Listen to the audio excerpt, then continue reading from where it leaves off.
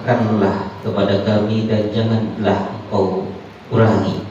Wa akrimna, dan muliakanlah kami. Wa la tuhinna, dan janganlah engkau hinakan kami. Wa yassir, dan mudahkanlah kami. Wa la tu'assir alaina, dan janganlah engkau mempersulit kami. Warbbina warbba'anna, ridhoi kami ya Allah. Itulah untayan doa yang kita haturkan kepada Allah. Jadi berharap mudah-mudahan dengan perkumpulan Kak Bintoh kita akumpul sekiranya setiap malam selesai Kak Bintoh, berharap Allah tambahkan keimanan, ketakwaan, kebahagiaan kita, bukan sebaliknya. Allah tambahkan kemuliaan, bukan malah menambahkan kehinaan kita. Allah permudah, bukan mempersulit tentang masalah-masalah kita. Kesederhana Kak Bintoh kita haturkan kepada Allah. Jadi kenapa alangkah agak semakin perkumpulan kita tak kira sampun 4 tahun. Ketika ditanya arah apa buat main ke gereja arah apa buat nolak majelis, norok ajiran, norok zikiran, apa terasa ya? Kita lalu itu semua sudah kurang lebih 3 tahun lagi. 3 tahun Mas Bosi, 10 tahun lebih. Tapi pada akhir-akhir ini bukan hanya kita ya, banyak di antara kita manusia saya kening fitnah akhir zaman. Jika dimah Allah menguji, mencoba kita, jasad rohani kita diuji oleh Allah. Berdoa jasadnya, berdoa rohani untuk melakukan ibadah dan amal soleh. Orang bahasa pemepot, ya karena dunia kita duduki sekarang. Dunia itu kita duduki.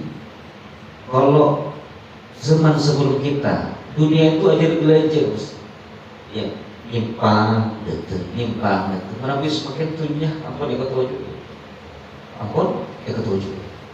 Kalau dulu mau ngaji, maka sombong yang dipertimbangkan.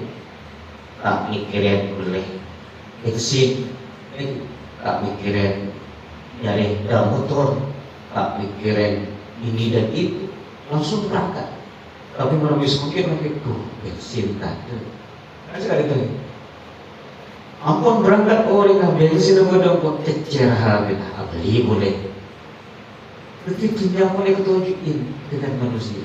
Oleh karenanya kita jangan terjebak kepada fitnah dunia ini, fitnah akhir zaman ini. Jangan ketunjukin.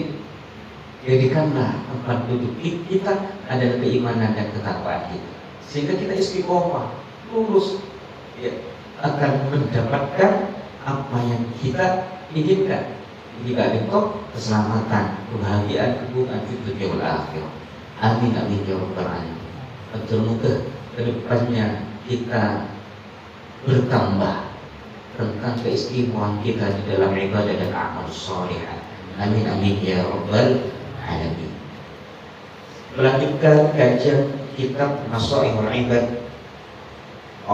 Bismillahirrahmanirrahim. Qala al-musannifu Syekh Muhammad Nawawi bin Umar al-Jawi wa Syekh Shihabuddin Ahmad bin Hajar al-Asqalani rahimahullah ta'ala wa nafa'ana bi'ulumihima amin. Wal maqalatu sabi'atu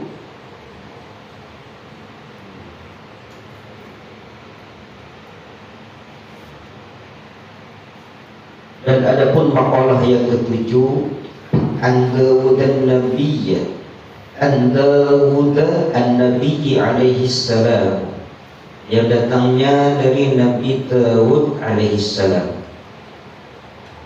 Jadi yang akan kita dengarkan adalah kebuna Allah, ajarna Allah dari Nabi Dawud alaihi salam.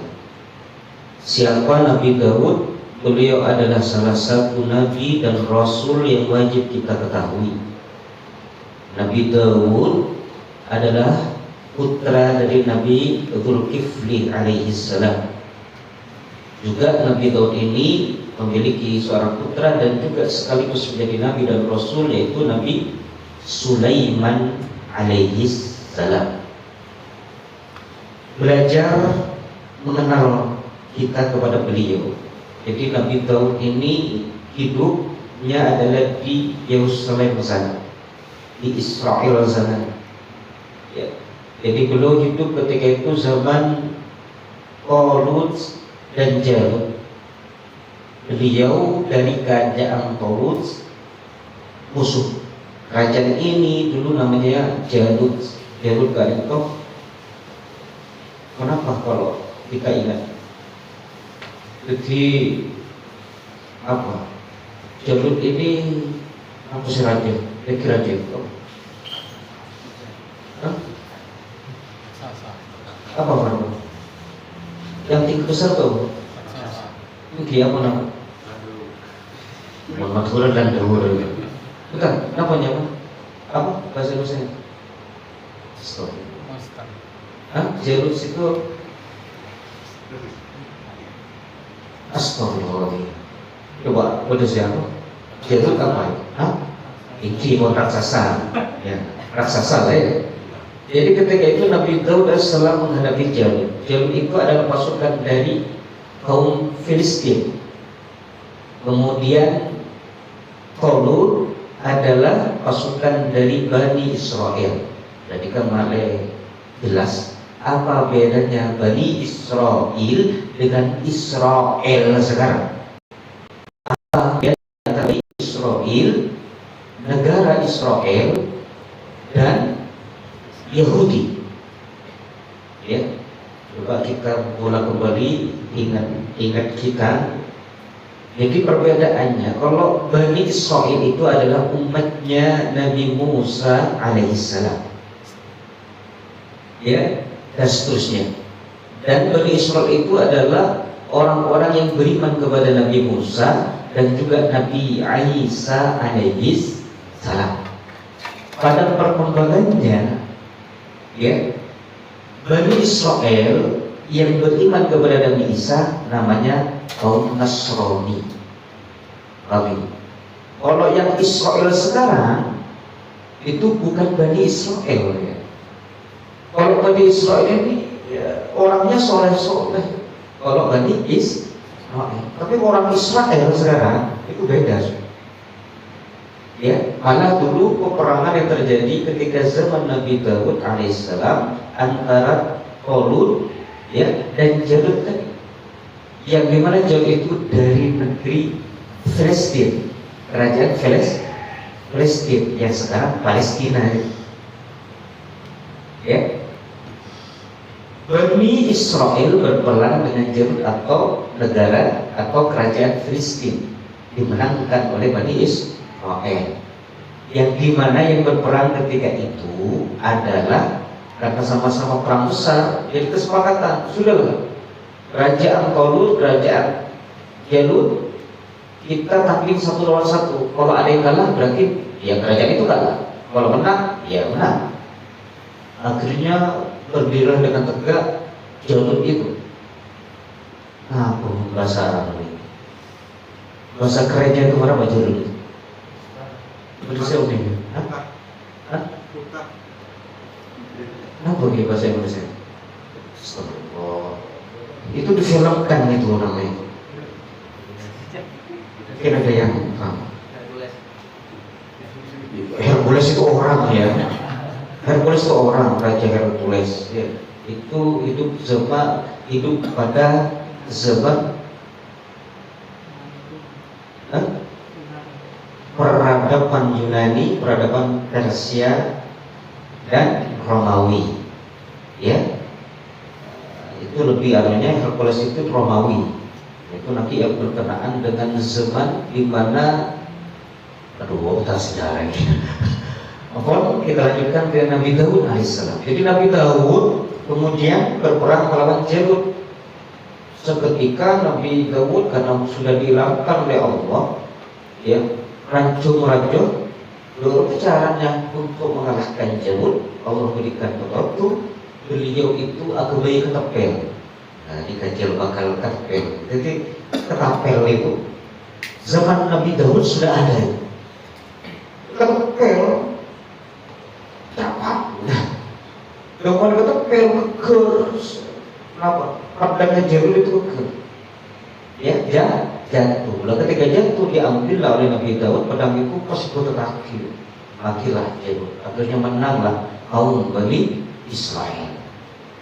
Karena ampun menang ketika desa, ya Nabi Daud putra biasa. Beliau putra dari Turki, tidak jadi raja ketika itu, tapi orang yang kuat. Tapi sudah jadi orang hamba yang ahli ibadah. Makanya terkenal kita Nabi Daud adalah puasa Daud, puasa yang sehari berbuka, sehari puasa. Itu Nabi Daud. Jadi mau bertawassul kepada Nabi Daud. Petapaan istilah betul itu. Dan selain itu juga Nabi Daud terkenal beliau memiliki suara yang sangat-sangat merdu. Dari saking merdunya, ketika beliau membaca Zebur, kitab Zebur yang dituturkan kepada beliau, itu subhanallah, pegunungan, tumbuhan, hayawan itu mendengarkan dan sama-sama bertasbih kepada Allah. Jadi kalau punya putra putri yang ingin suaranya bagus, bertawassul kepada Nabi Daud.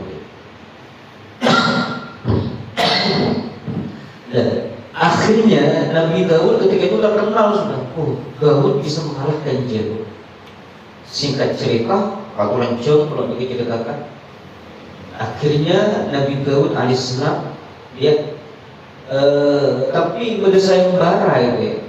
Siapa saja yang bisa mengalahkan Jerul maka akan dijadikan menantu oleh raja Talut. Tapi tidak terjadi langsung yang kewentoh Nabi Daud. Kenapa? Karena rajanya ketika itu masa iya menantuku nanti adalah Daud ini. Katanya raja Talut itu berseiring berjalannya bengkok, tetap ketika ada pertempuran Daud disuruh ikut sama raja Talut. Daud berdesak menang. Di dalam hikayat itu diharapkan kata raja, dan itu tentulah mengetengahkan kisah dari itu. Ya kalau sejarah itu kita harus cari referensi keseluruhan gitu. Jadi tentu ketika di pondok juga yang baca Injil, ya baca kitab orang Yahuda, saya juga baca kitab orang Yahudi, ya sehingga ada yang kepada kita cerita Israiliyat. Karena kalau tidak seperti itu tidak nyambung. Kenapa? Karena Nabi kita diutus terakhir. Jadi informasinya dari siapa ya? Pasti dari Muhammad sebelumnya, tapi ada yang bisa disaring. Al-Quran menjadi itu, ini yang benar, ini yang salah, ini yang benar, ini salah, ini tambahan, ini kekurangan, ini yang benar dan sebagainya. Akhirnya Nabi Daud alaihissalam ikutkan kekurangan-kekurangan, sebenarnya makna wafat. Dia gugur sehingga tak jadi dinikahkan dengan putrinya. Tapi yang terjadi singkatnya, ya Nabi Daud dinikahkan dengan putri dari Raja Talut. Kenapa Israel tak mati? Dan memang Nabi Daud layak untuk itu. Akhirnya singkatnya Nabi Daud menjadi seorang raja. Beliau terkenal raja yang bijaksana. Walaupun beliau juga meminta diberikan seorang putra yang nanti jauh lebih bijaksana, jauh kerajaannya jauh lebih besar daripada Daud. Akhirnya Allah kabulkan. Allah karuniai Daud seorang putra namanya Sulaiman. Dan Nabi Sulaiman ini adalah salah satu gambaran dari kuasa Allah tentang kerajaan yang paling besar, yang paling dahsyat, yang paling canggih di antara kerajaan sebelum dan sesudah Sulaiman alaihissalam. Tidak ada yang mengalahi kekerenan kerajaan Sulaiman. Ukuran jangan juga bisa baca sendiri tentang kisah Nabi Sulaiman. Jadi kalau kemana-mana naik awan gitu. Nabi Sulaiman dan pasukannya membaturan apa awan gitu. Mendem gitu. Dia mendem dan adem. Kalau sekarang kan kayak dongeng gitu kan, tidak mungkin itu terjadi. Itu terjadi ketika masa Sulaiman alaihissalam. Kalau sekarang kita para peneliti masih ingin membuat gimana caranya. Pesawat tercepat sudah ada roket, ada kereta tercepat, kapsul kereta apa istilahnya. Tapi sekarang manusia kan masih banyak meneliti, bukan benar sekadar sedikit. Nah, ini sudah mulai ada itu. Jadi terbang kayak ojek online tapi lewat udara itu. Ada sudah, pencet, awang mulai. Tapi kalau ketika zaman Nabi Sulaiman tidak begitu, beliau awal. Jadi kemana-mana Nabi Sulaiman untuk kerajaan itu lewat pesawatnya awal. Maksudnya pesawat besar itu ya, udah gede tabrak sama burung aja sudah kalah itu. Iya kan? Tapi ketika di dalam kerajaan Sulaiman, subhanallah, itulah gambaran Nabi Daud alaihissalam. Kemudian Allah memberikan Nabi Daud alaihissalam sebuah kitab yang namanya kitab Zabur. Ini di antara isi kitab Zabur akan kita bahas. Ya. Jadi makalah yang ke-7 dari bab ketiga dari kitab Shu'aibul Ibad akan mengetengahkan ya isi dari kitab Daud alaihissalam. Dari Nabi Daud alaihissalam qala, berkata Nabi Daud alaihissalam, uhiya fi Zaburi, telah diwahyukan kepadaku fi Zaburi dalam kitab Zabur. Apa itu kitab Zabur? Wa huwa kitabun unzila alaihi. Kitab Zabur adalah kitab yang diturunkan kepada Nabi Daud alaihissalam. Kata Allah di dalam kitab Zabur, hakun 'alal 'akili. Adapun hak 'alal 'akili bagi atau atas orang yang berakal, ai wajibun alaihi, yang wajib jadi hak orang bagi orang yang berakal, alla yastaghila. Yang pertama, tidak menyibukkan siapa orang itu yang berakal itu illa bi thalathin, kecuali dengan 3 perkara. Tasubbutul lima'adin, yang pertama adalah mempersiapkan bekal untuk hari tempat kembali ya. Lima'adin untuk tempat kembali. Kemudian wa mu'natun lima'ashid, dan mempersiapkan bekal untuk kehidupan di dunia. Wa talabu ladzatin bihalalin, dan mencari kelezatan kenikmatan bihalalin dengan faktor halal. Fa inna kasbal halali wajibun, sesungguhnya pekerjaan yang halal itu wajib. Ya. Jadi ada 3 perkara yang dimana 3 perkara ini adalah haknya akal yang sehat. Ya. Yang dimana 3 perkara ini adalah haknya bagi orang-orang yang memiliki akal yang sehat.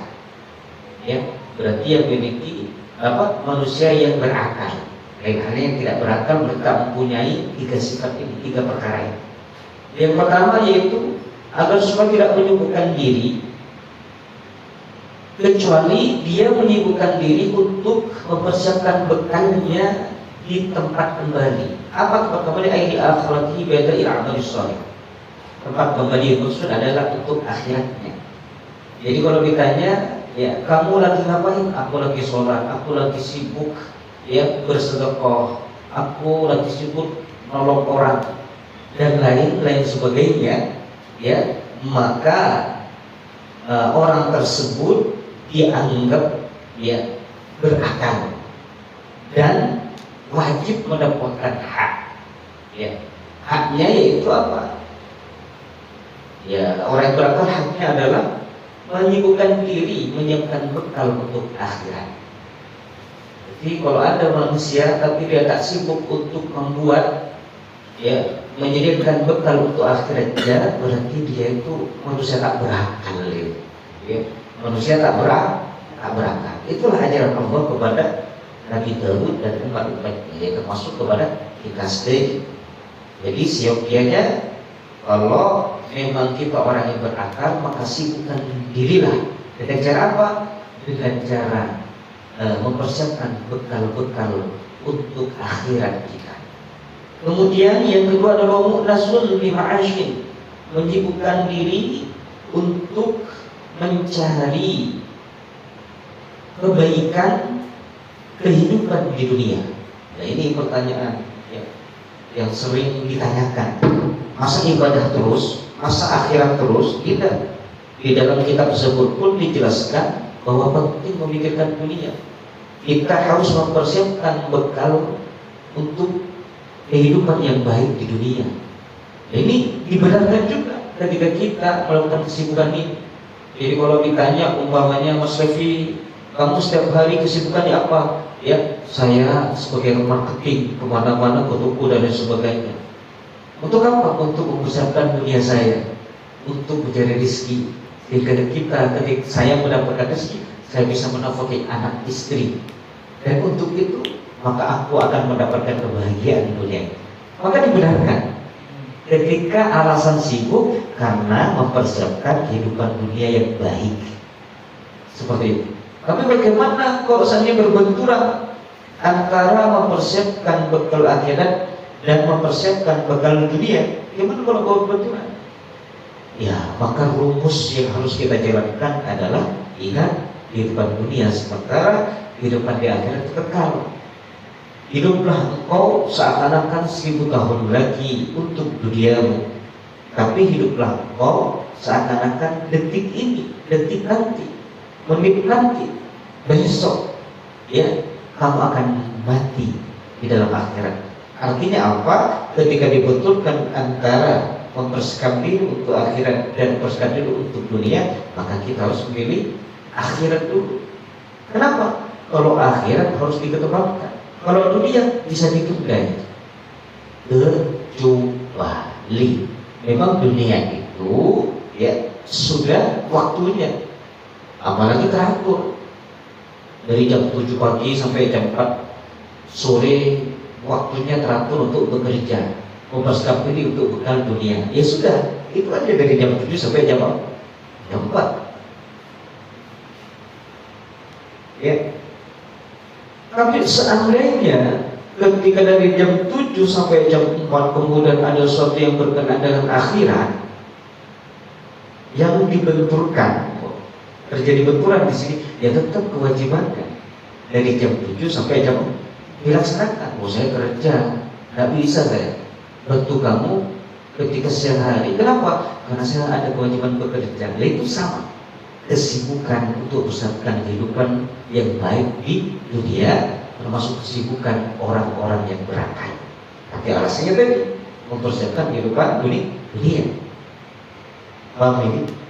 Tapi kalau sudah dari jam 7 sampai jam 4 sudah nyari dunia, bersambung dari jam 4 sampai maghrib, dari maghrib sampai isya, dari isya sampai subuh. Nah, ini namanya tidak teratur. Dia seakan-akan memikirkan dunia yang sementara itu, padahal akan ditinggal. Dia tak menyibukkan diri untuk mempersiapkan bekalnya di akhirat, maka akan merana, merugilah dia ketika dia tinggalkan dunia itu. Ya, Alhamdulillah. Jadi seharusnya apa? Ya, kesibukan bagi orang berakal ya adalah kesibukan persiapan dirinya untuk kehidupan yang baik di dunia. Benar, ya. Tapi ingatlah, aturlah waktu itu. Ya, mana persiapan bekal akhirat, mana persiapan bekal dunia. Kalau dibenturkan, maka pilihlah persiapan akhirat, apalagi di luar jadwal yang sudah teratur tadi. Sebenarnya ya, waja'alna an-nahara ma'asha waja'alna al-laila libasa waja'alna an-nahara ma'asha. Yang namanya bekerja mempersiapkan dunia itu ya siang hari. Ya, kalau malam hari Allah ciptakan untuk manusia untuk istirahat, untuk mempersiapkan dirinya untuk akhiratnya. Sebenarnya seperti itu. Ya, jadi seharusnya mencari rezeki Allah itu pada siang hari. Kalau malam hari istirahat, kita gunakan untuk mencari bekal untuk akhirat. Tapi kalau bersatu, maka nanti makin eman, makin cinta ke dunia. Ya, kalau sudah cinta kepada dunia, hidupnya sempit nanti.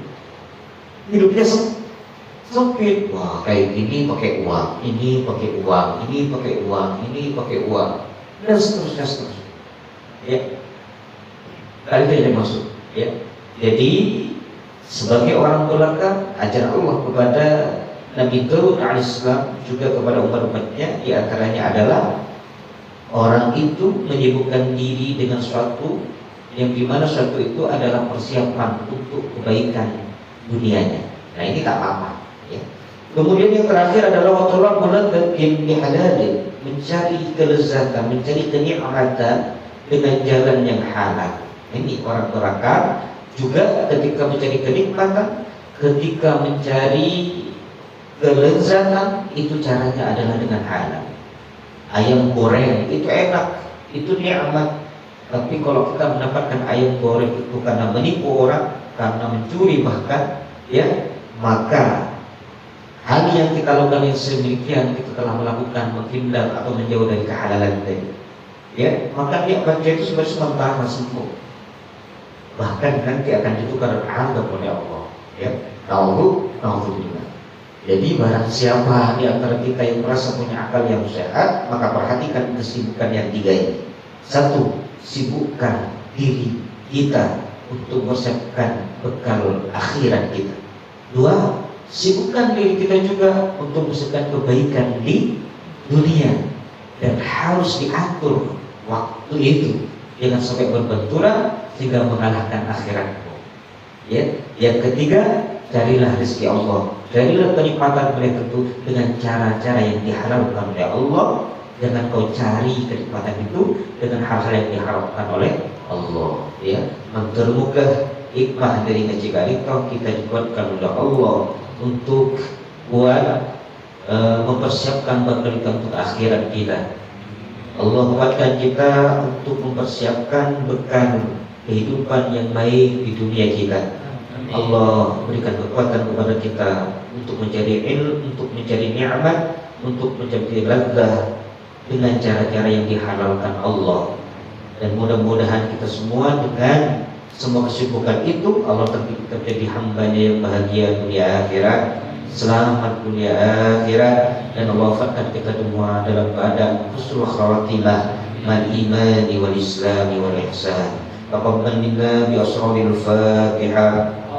أعوذ بالله من الشيطان الرجيم بسم الله الرحمن الرحيم الحمد لله رب العالمين الرحمن الرحيم مالك يوم الدين إياك نعبد وإياك نستعين اهدنا الصراط المستقيم صراط الذين أنعمت عليهم غير المغضوب عليهم ولا الضالين رب اغفر لي ولوالدي وللمؤمنين آمين الحمد لله رب العالمين. Mungkin ada yang ditanyakan?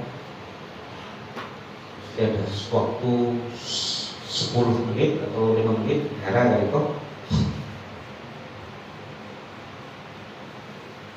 Nabi Sombong. Kita tutup majlis kita ini kelaban doa akhirul majlis.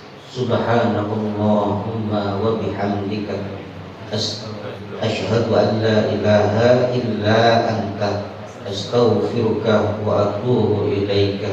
Walhamdulillahi rabbil alamin wa bismillahi tawakkaltu 'ala Allah la haula wa la quwwata illa billah. Bismillahi tawakkaltu 'ala Allah la haula wa la quwwata illa billah. Bismillahi tawakkaltu 'ala Allah la haula wa la quwwata illa billah. Wal 'afwa minkum Allahul muwaffiq ila aqwamit thariq. Wassalamualaikum warahmatullahi wabarakatuh. Allahumma shalli ala Muhammad. Nanti malam setelah saya akan datang, kita tepaki insyaallah.